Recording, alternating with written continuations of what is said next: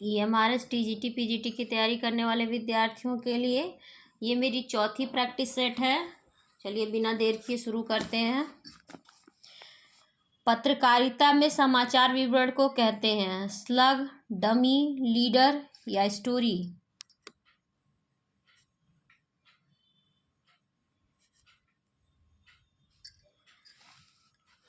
पत्रकारिता में समाचार विवरण को कहते हैं स्लग, डमी, लीडर या स्टोरी।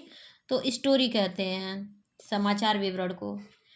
अपने मरे बिना स्वर्ग नहीं दिखता का अर्थ होगा स्वयं प्रयत्न करने पर ही काम बनता है।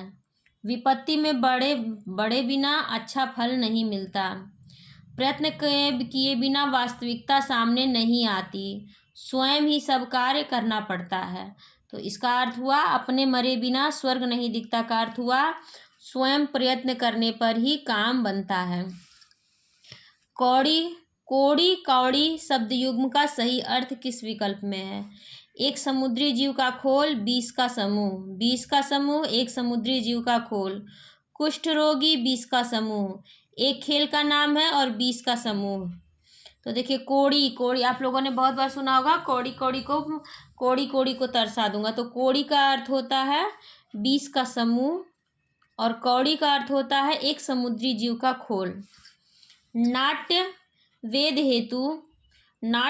हेतु ऋग्वेद, यजुर्वेद, सामवेद और अथर्ववेद से क्रमशः लिए गए हैं। पाठ्य, गान, अभिनय या रस। पाठ्य, रस, गान, अभिनय। पाठ्य, अभिनय, गान, रस। पाठ्य, अभिनय, रस, ज्ञान। तो देखिए ऋग्वेद से पाठ्य लिया गया है, सब में चारों ऑप्शन में पाठ्य है।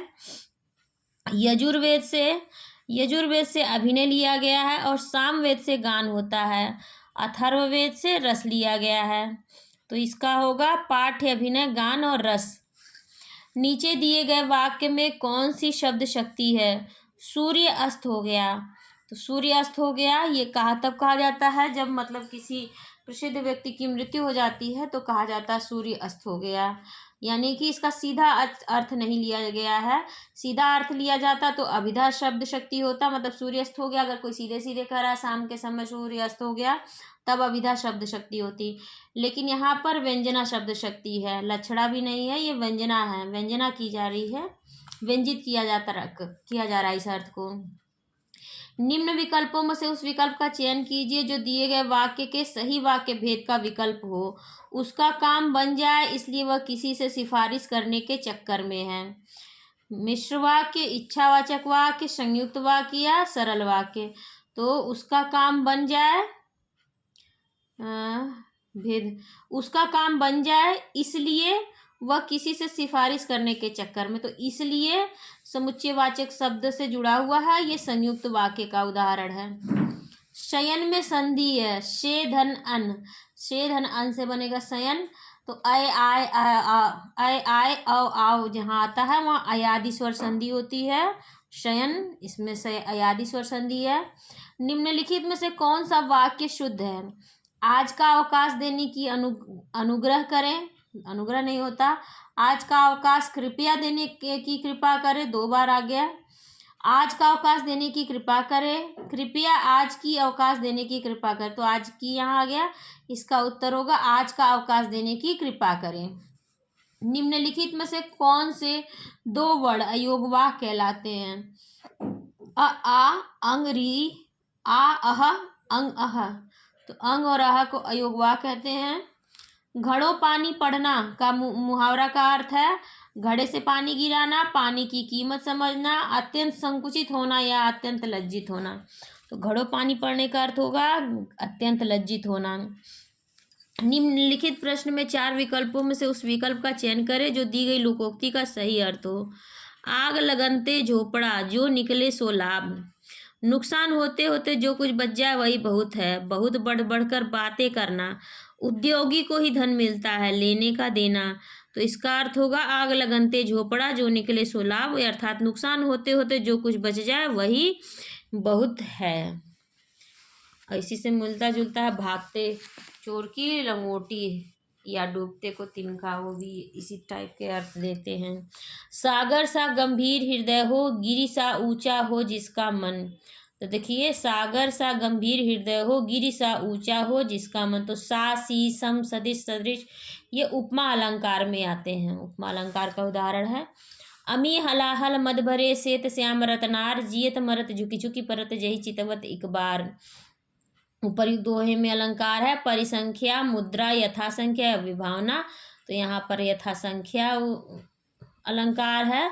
देखिए यहाँ पर जो पहले वाक्य में क्रम से जो बातें लिखी जाती है, दूसरे पंक्ति में उसी क्रम से उनके बारे में लिखा जाता है, वहाँ पर यथासंख्या अलंकार होता है। देखिए, अमी हलाहल मद भरे श्वेत श्याम रत्नार, यहाँ आँखों के बारे में ये मैंने अपने अलंकार वाली वीडियो में बहुत अच्छे से समझाया हुआ है। अभी ज़्यादा टाइम लग जाएगा इसे समझाने में, इसलिए इसे यहीं छोड़ दे रही हूँ। निम्न में से उन्मूलन शब्द का विलोम है। उन्नयन, रोपण, आरोपण या उपर्युक्त में से कोई नहीं। उन्मूलन का अर्थ होता है समाप्त करना, खत्म करना, हटाना। तो उन्मूलन का विलोम होगा रोपण। कौन सा शब्द अनेकार्थी नहीं है? पृष्ठ, पानी, फल या पाप। तो पाप इसमें अनेकार्थी शब्द नहीं है। पानी के भी कई अर्थ हैं, पृष्ठ का भी कई अर्थ है और फल का भी कई अर्थ होता है। पार्वती का पर्यायवाची शब्द नहीं है। गिरिजा, अर्पणा, शैलजा या शिवानी। देखिए, अर्पणा, अर्पणा का अर्थ होता है अर्पण करना, जबकि अपर्णा होता अगर अपर्णा, देखिए एक मात्रा से मात्रा के जगह स्थान परिवर्तन से इसका अर्थ बदल जाता है। अगर ये अपर्णा इस तरह से लिखा होता तो ये पार्वती का पर्यायवाची होता, लेकिन अर्पणा लिखा है, ये पार्वती का पर्यायवाची नहीं होता है। ध्यान दीजिएगा, बहुत ही सूक्ष्म अंतर है। निम्नलिखित में से बिहारी उपभाषा की बोली नहीं है। भोजपुरी, मगही, बुंदेली या मैथिली। तो बुंदेली नहीं है, राजस्थानी की है। मध्यकालीन भारतीय आर्य भाषा का सही कालक्रम है 1100 ईसा पूर्व से 300 ईसा पूर्व, 1000 ईसा पूर्व से अब तक, 500 ईसा पूर्व से 1000 ईसा पूर्व तक, 1500 ईसा पूर्व से 500 ईसा पूर्व तक। मध्यकालीन भारतीय आर्य भाषा का समय 500 ईसा पूर्व से 1000 ईस्वी तक है। निम्नलिखित में से कौन सी भाषा सामी भाषाओं में शामिल नहीं है?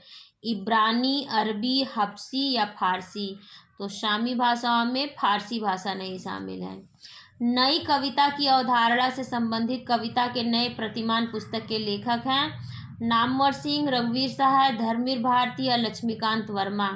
तो नई कविता की अवधारणा से संबंधित कविता के नए प्रतिमान के लेखक हैं नामवर सिंह जी। रामविलास शर्मा किस विचारधारा के लेखक हैं? परंपरावादी विचारधारा, शास्त्रीय विचारधारा, जनवादी विचारधारा या सांस्कृतिक मूल्यवादी विचारधारा। तो रामविलास शर्मा जी जनवादी विचारधारा के, मार्क्सवादी थे ये, तो जनवादी विचारधारा के हैं। आधुनिक हिंदी कविता की महत्वपूर्ण कविता मानी जाने वाली रामदास के रचयिता थे रघुवीर सहाय, शिवमंगल सिंह सुमन, नागार्जुन, कुंवर नारायण। तो रामदास कविता के रचयिता रघुवीर सहाय, रसे रामदास, रघुवीर सहाय। वह चिड़िया जो कविता के रचयिता हैं कुंवर नारायण, सुमित्रा नंदन पंत, सुभद्रा कुमारी चौहान, केदारनाथ अग्रवाल। तो वह चिड़िया जो के लेखक हैं केदारनाथ अग्रवाल। सियाराम शरणगुप्त की रचना आत्मोत्सर्ग में किसके बलिदान की गाथा अंकित की गई है? रामप्रसाद बिस्मिल, चंद्रशेखर आजाद, भगत सिंह या गणेशशंकर विद्यार्थी। तो सियाराम शरणगुप्त की आत्मोत्सर्ग में गणेशशंकर विद्यार्थी की बलिदान गाथा अंकित की गई है। कृषक क्रंदन इनमें से किसकी काव्यकृति है? राम नरेश त्रिपाठी, राम कुमार वर्मा, गया प्रसाद शुक्ल स्नेही या मैथिली शरण गुप्त। तो कृषक क्रंदन इसमें गया प्रसाद शुक्ल स्नेही की रचना है। भारतेंदु काल नई मानसिकता के उन्मेष का काल था। इस कालखंड को किस नाम से अभिहित किया गया है? जागरण काल, निर्माण काल, पुनर्जागरण काल या सुधार काल। तो भारतेंदु काल को पुनर्जागरण काल के नाम से भी जाना जाता है। निम्न में से कौन सी रचना घनानंद की नहीं है? प्रीति पावस, वियोग बेली, सुजान हित प्रबंध या श्रृंगार विलास। तो श्रृंगार विलास ये घनानंद की रचना नहीं है। ब्रजभाषा में श्रृंगारी कवियों की परंपरा में इन्हें अंतिम प्रसिद्ध कवि समझना चाहिए। रामचंद्र शुक्ल ने यह तथ्य किस कवि के बारे में लिखा है? ठाकुर, द्विजदेव, ग्वाल या बोधा। तो ये कथन द्विजदेव के बारे में रामचंद्र शुक्ल जी का है। सूरदास किसी चली आती हुई गीत काव्य परंपरा का भले ही वह मौखिक ही हो विकास प्रतीत होता है। उक्त स्थापना किसकी है? रामचंद्र शुक्ल की, रामकुमार वर्मा की, दीनदयाल गुप्त की या मुंशीराम शर्मा की? तो ये स्थापना रामचंद्र शुक्ल जी की है। कीरति भनीति भूति भली सोई, सुर सवरी सम सब कह हित होई। ये पंक्तियां किसकी हैं? तुलसीदास, सूरदास, नंददास, कबीरदास। तो ये पंक्तियां तुलसीदास जी की हैं। उदधि आई तेई बंधन कीन्हा, इति दसमाथ अमर पद लीन्हा। उक्ति पंक्तियों के रचनाकार हैं कुतुबन, तुलसी, जायसी, सूरदास। तो इस पंक्तियों के रचनाकार जायसी जी हैं। कबीर ने अपने निर्गुण पंथ में वह कौन सा तत्व शामिल किया जिसका नाथ पंथ में अभाव था? भारतीय वेदांत और सूफियों का प्रेम तत्व, रागात्मक तत्व से रहित साधना, हृदय पक्ष शून्य, सामान्य अंतः साधना का मार्ग और तांत्रिक विधान। तो कबीर ने अपने निर्गुण पंथ में भारतीय वेदांत और सूफियों का प्रेम तत्व भी शामिल किया जिसका नाथ पंथ में अभाव था। कबीर का भक्ति आंदोलन विद्रोह मूलक है, तो गोस्वामी तुलसीदास का प्रतिरोधात्मक। यह विचार व्यक्त करने वाले विद्वान हैं रामचंद्र शुक्ल जी, डॉक्टर नागेंद्र, डॉक्टर बच्चन सिंह या डॉक्टर रामविलास शर्मा। तो ये प्रतिस्थापना जो है डॉक्टर बच्चन सिंह की है। आकाश धर्मा गुरु कहा जाता है शंकराचार्य को, रामानंद को, रामानुजाचार्य को या वल्लभाचार्य को? तो आकाश धर्मा गुरु कहा जाता है रामानंद को। बालचंद विज्जावई भाषा, दो नहीं लग गई दुज्जन हासा। विद्यापति की किस रचना की पंक्तियां हैं? कीर्ति पताका, लिखनावली, भू परिक्रमा, कीर्तिलता। तो बालचंद विज्जावई भाषा ये कीर्तिलता से हैं। इस ग्रंथ में श्रृंगार की प्रधानता है, वीर रस का किंचित आभास मात्र है। रामचंद्र शुक्ल की यह मान्यता किस ग्रंथ के संदर्भ में है? पृथ्वीराज रासो, बीसल देव रासो, खुमाड़ रासो या विजयपाल रासो? तो ये कथन बीसल देव रासो के संदर्भ में है शुक्ल जी का। आचार्य शुक्ल के अनुसार हिंदी साहित्य का आविर्भाव कब से माना जा सकता है? प्राकृत से, संस्कृत से, प्राकृत की अंतिम अपभ्रंश अवस्था से या पाली से? तो आचार्य शुक्ल का हिंदी साहित्य का आविर्भाव ये प्राकृत की अंतिम अपभ्रंश अवस्था से माना जा सकता है। हिंदी साहित्य का आदिकाल हिंदी का एक इतिहास ग्रंथ है। इस ग्रंथ के रचनाकार का नाम है हिंदी साहित्य का आदिकाल रामचंद्र शुक्ल, नलिन विजय शर्मा, हजारी प्रसाद द्विवेदी या रामविलास शर्मा। तो हिंदी साहित्य का आदिकाल ये हजारी प्रसाद द्विवेदी का इतिहास ग्रंथ है। हमारी जापान यात्रा किसके द्वारा रचित यात्रा वृतांत है? राम नारायण मिश्र, शिव प्रसाद गुप्त, देवी प्रसाद खत्री या कन्हैयालाल मिश्र? तो ये है कन्हैयालाल मिश्र का यात्रा वृतांत हमारी जापान यात्रा। नेपाली क्रांति को लेकर रिपोर्टाज लिखा था फणीश्वरनाथ रेणु, श्रीकांत वर्मा, विवेकी राय ने या गे ने? तो नेपाली क्रांति कथा नाम से फणीश्वरनाथ रेणु ने लिखा है। संस्मरणात्मक रचना और रचनाकारों की दृष्टि से कौन सा विकल्प संगत है? वसंत से पतझड़ तक रविन्द्रनाथ त्यागी, सृजन के सहयात्री रविंद्र कालिया, कुछ यादें कुछ बातें अमृत राय, चिड़िया रैन बसेरा? तो इसमें से कुछ यादें कुछ बातें अमृत राय की नहीं है, ये संगत है। लाजपत महिमा किस प्रकार की गद्य विधाओं में है? उपन्यास, कहानी, जीवनी या संस्मरण? तो लाजपत महिमा ये जीवनी विधा की रचना है। क्या भूलूं क्या याद करूं के प्रारंभ में उत्तर प्रदेश के बस्ती जिले के किस गांव का उल्लेख है? क्या भूलूं क्या याद करूं के प्रारंभ में उत्तर प्रदेश के बस्ती जिले के किस गांव का उल्लेख है? ललितपुर, लोहितपुर, अमोढ़ा या जमोड़ा? तो अमोढ़ा गांव का इसमें उल्लेख है। सुलोचना निबंध संकलन है रामचंद्र शुक्ल, भारतेंदु हरिश्चंद्र, बालकृष्ण भट्ट या जैनेन्द्र कुमार का? तो सुलोचना निबंध संग्रह है भारतेंदु हरिश्चंद्र जी का, बहुत ही महत्वपूर्ण है। यात्रा के लिए निकलती रही है बुद्धि पर हृदय को साथ लेकर, यह कथन किस निबंधकार का है? डॉक्टर नागेंद्र, महावीर प्रसाद द्विवेदी, नंदुलारे वाजपेयी या पंडित रामचंद्र शुक्ल? तो ये आचार्य शुक्ल का बहुत ही प्रसिद्ध वक्तव्य है। आवारा भीड़ के खतरे हरिशंकर परसाई द्वारा रचित किस साहित्यिक विधा की रचना है?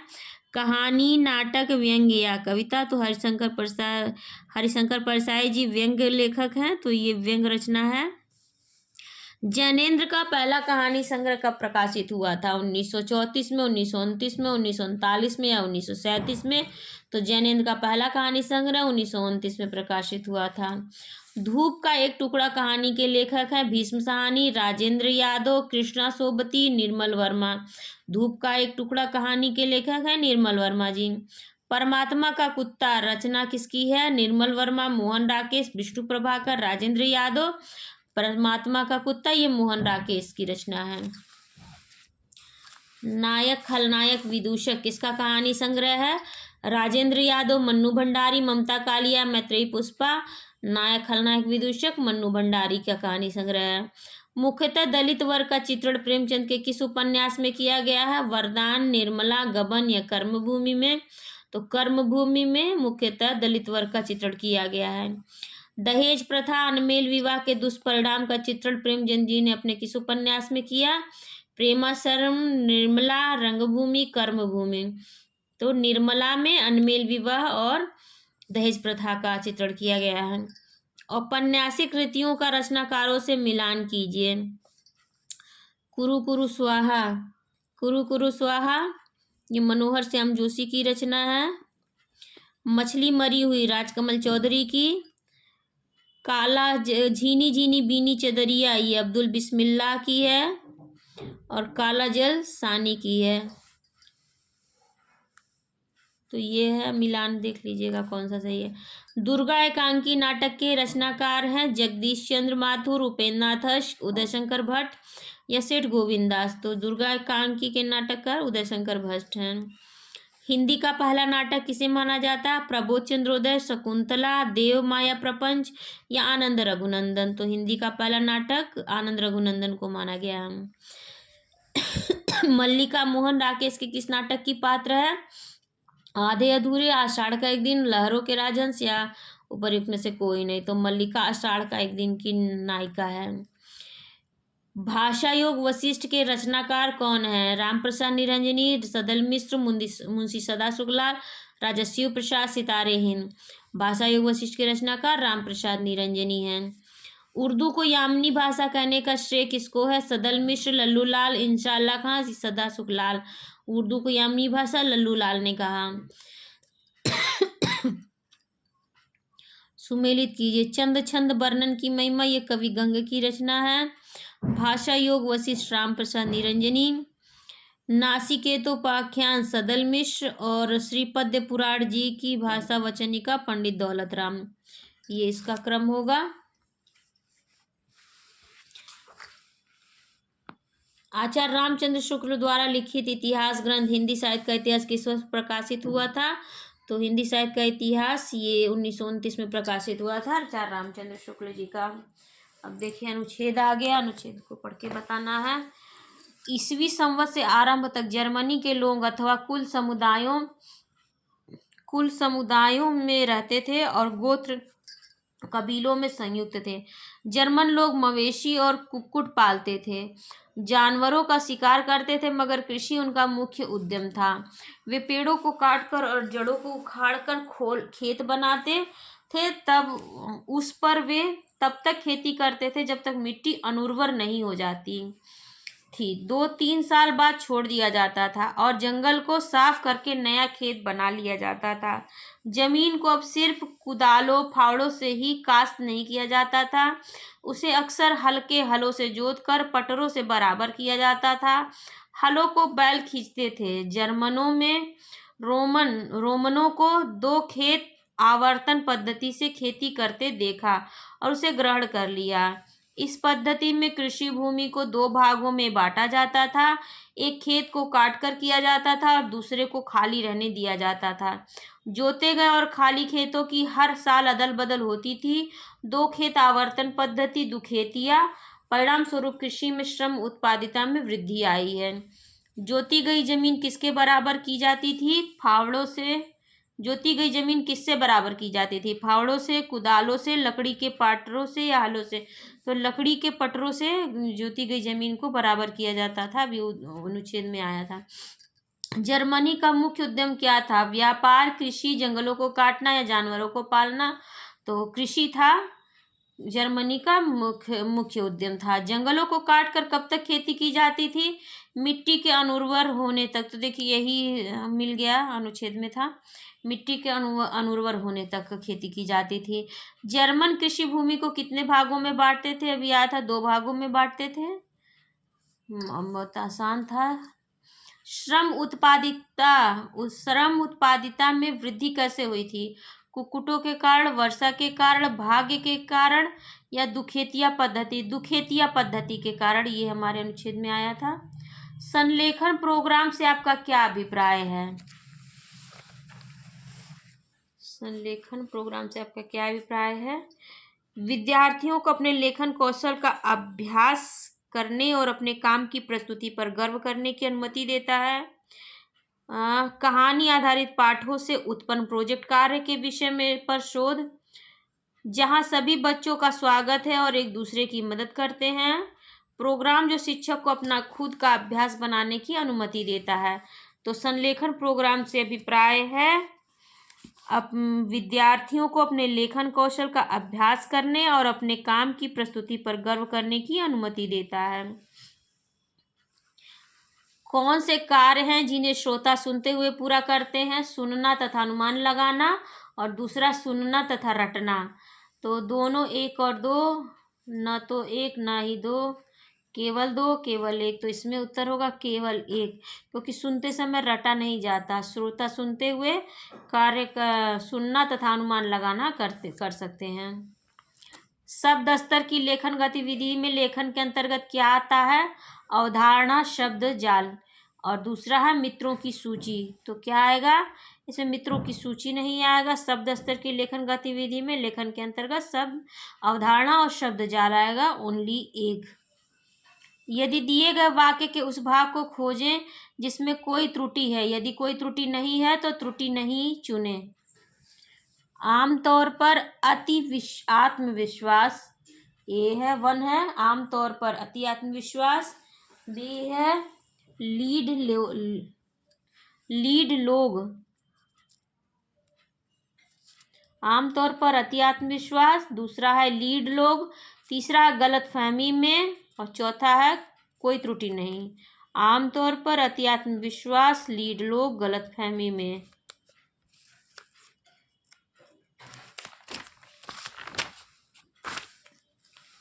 वो इसका उत्तर होगा 4, कि कोई त्रुटि नहीं है। पुस्तक समीक्षाएं उपलब्धि की भावना देती हैं। विद्यार्थियों को नई किताब दिखाती हैं और उन्हें बताती कि यह किस बारे में है।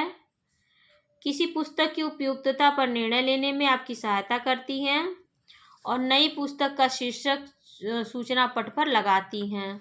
तो पुस्तक समीक्षाएं किसी पुस्तक की उपयुक्तता पर निर्णय लेने में आपकी सहायता करती हैं। चेक वर्ड आर्डर किस शीर्षक के तहत आएगा? विचारों का संगठन, और शब्दावली और सामान्य अर्थ, या व्याकरण, या कहानी की लंबाई। तो चेक वर्ड आर्डर जो होता है ये व्याकरण, ग्रामर के अंतर्गत आता है। नए ढांचे और कार्य का अभ्यास किस गतिविधि का एक उद्देश्य है? एक वाक्य स्तर पर लिखना, पाठ स्तर पर लिखना, शब्द स्तर पर लेखन, पैरा स्तर पर लेखन। तो नए ढांचे और कार्य का अभ्यास जो है एक वाक्य स्तर पर लिखना आता है। निगमन विधि का उदाहरण है संज्ञा की परिभाषा की व्याख्या, संज्ञा के उदाहरण देना और संज्ञा को दोहराना। समय पर संज्ञा की परिभाषा और उदाहरण देना, संज्ञा से संबंधित विभिन्न चीजें दिखाना और छात्रों को संज्ञा की परिभाषा तैयार करने के लिए कहना। संज्ञा का उदाहरण देना और संज्ञा की परिभाषा और फिर संज्ञा के उदाहरण देना। संज्ञा का उदाहरण देना और संज्ञा की परिभाषा और फिर संज्ञा के उदाहरण देना। तो ये सब निगमन विधि में आता है। संज्ञा की परिभाषा की पहले व्याख्या करना, उसके बाद उदाहरण देना। आगमन विधि में बाकी सारे जो विशेषताएं हैं वो आगमन विधि की हैं। निगमन विधि में पहले परिभाषा दी जाती है, फिर उसका उदाहरण दिया जाता है। संगीता अक्सर शब्दों को उल्टा लिखती है और लिखते समय कुछ अक्षरों को छोड़ देती है। उसे लिखने में कठिनाई होती है, उसकी समस्या किससे संबंधित है? तो लिखने संबंधी उसको समस्या है। डिस्कैलकुलिया, दृष्टिबाधिता, डिस्लेक्सिया, डिस्ग्राफिया, तो उसे डिस्ग्राफिया संबंधित उसे बीमारी है। डिस्कैलकुलिया ये मैथ से संबंधित होती है और डिस्लेक्सिया समझने में जो कठिनाई होती है। ईवीएस के शिक्षण अधिगम के लिए संसाधन के रूप में निम्नलिखित में से कौन सा तरीका मीडिया के उपयोग का है? बच्चे पत्रिकाओं या समाचार पत्रों से वैज्ञानिक या पर्यावरण संबंधी कहानियां पढ़ सकते हैं। बच्चे संबंधित पर्यावरण चिंताओं पर अपने विचार और विचारों को व्यक्त करने के लिए पोस्टर पेंटिंग बना सकते हैं। और तीसरा है, ईवीएस छात्र अखबार की कटिंग का उपयोग करके शोध कार्य कर सकते हैं, या ईवीएस किसी चिन्हित किए गए विषय संसाधन का काम कर सकते हैं, या ईवीएस में एक पहचाने गए विषय पर प्रोजेक्ट कार्य कर सकते हैं। तो देखिए इसमें ABC करके दिया हुआ 1, 2 और 3, 1 और 3, 2 और 3, 1 और 2, तो इसमें तीनों ही कार्य ईवीएस के लिए आप पढ़ सकते हैं। तो इसका उत्तर होगा 1, 2 और 3, ईवीएस यानी इन्वायरमेंट एजुकेशन के लिए। राष्ट्रीय शिक्षा नीति 2020 किस उपागम से किस उपागम के लिए शिक्षण शास्त्रीय बदलाव की अनुशंसा करती है? राष्ट्रीय शिक्षा नीति 2020 किस उपागम से किस उपागम के लिए शिक्षण शास्त्रीय बदलाव की अनुशंसा करती है? संरचनावादी, व्यवहारवादी, दूसरा है और रटने पर आधारित अधिगम, अवधारणात्मक समझ, तीसरा अन्वेषण आधारित अधिगम, ड्रिल और अभ्यास, और चौथा अधिगम के लिए आकलन, अधिगम का आकलन। तो किसके लिए कर सकती है? राष्ट्रीय शिक्षा नीति 2020 किस उपागम से किस उपागम के लिए शिक्षण शास्त्रीय बदलाव की अनुशंसा करती है?